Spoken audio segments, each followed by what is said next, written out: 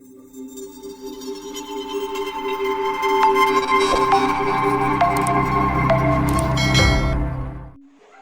what's up everyone? I'm here to review physical desktop dock or your mobile desktop dock ng ROG Phone 2 and ROG Phone 3. So, yung mga nagbabalak-balak na kumuha dito, makakatulong ito sa inyo. And let's begin. So, the box, behind the box, or below pala, sorry. So, nandito yung barcodes and even the QR codes to verify it's legit item. Okay? So, ang price range po pala nito, kung di ako nagkakamali, is from 11,000 to 60,000 brand new. Depende na lang po. Hindi ko lang po alam. So, correct me if I'm wrong. And I find out na nag-search ako sa Lazada. And there's a store called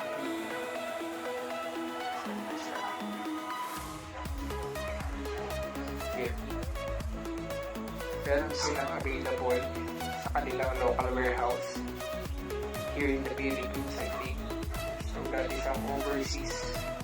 Ngayon meron silang available dito sa Pilipinas. So para siyang on hand. Okay, so yung price niya is 13.90.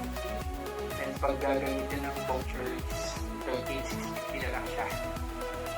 Yan. So yung mga gustong kumuha, available na siya. Okay. So let's proceed. So here it is. So we're gonna remove this, take it off. Yan. Okay.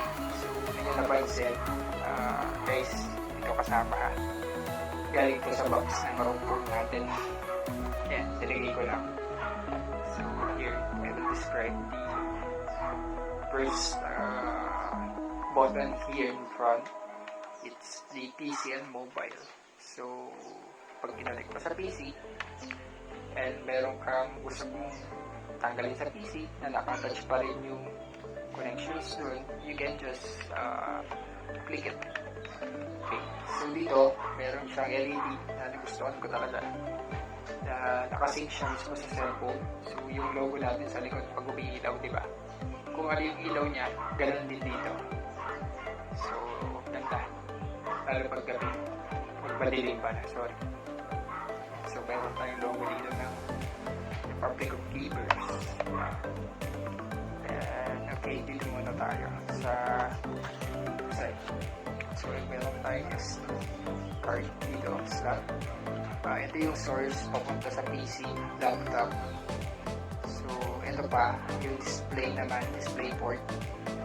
And same this here in the back of the dock. Meron din siyang display port. Pero dito muna tayo. So, ang ginagamit dito guys,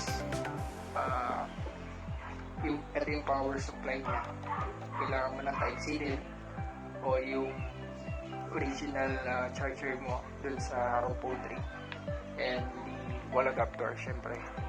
And meron tayong 4 na slot dito ng USB, gaming mouse, gaming keyboard, pwede yung storage natin, USB or external hard drive, pwede dyan. So bahala na kayo. And the most favorite, ito, yung USB cable na mas consistent siya, syempre, kaysa sa wireless. Alam nyo na yan. So, para ka talagang gumagamit ng desktop. Kasi, may RT45 slot dito or yung USB cable.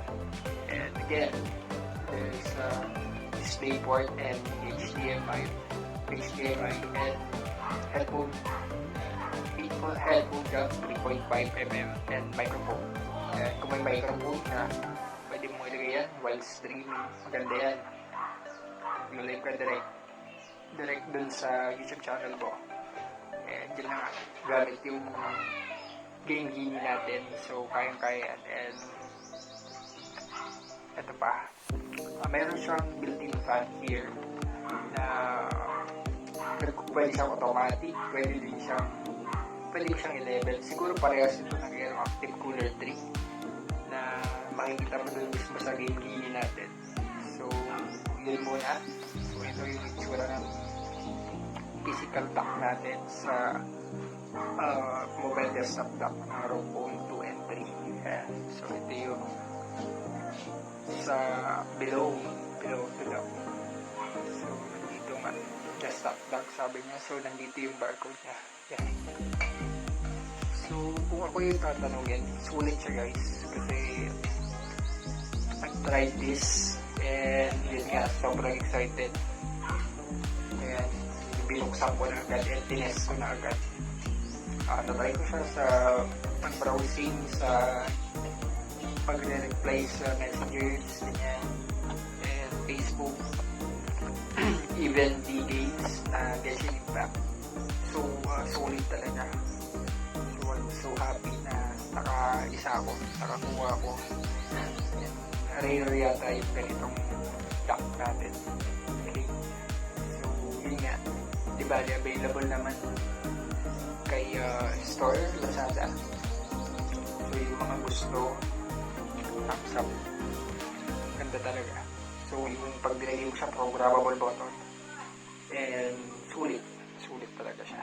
Pwede mo siyang lagay sa TV, monitors, yan.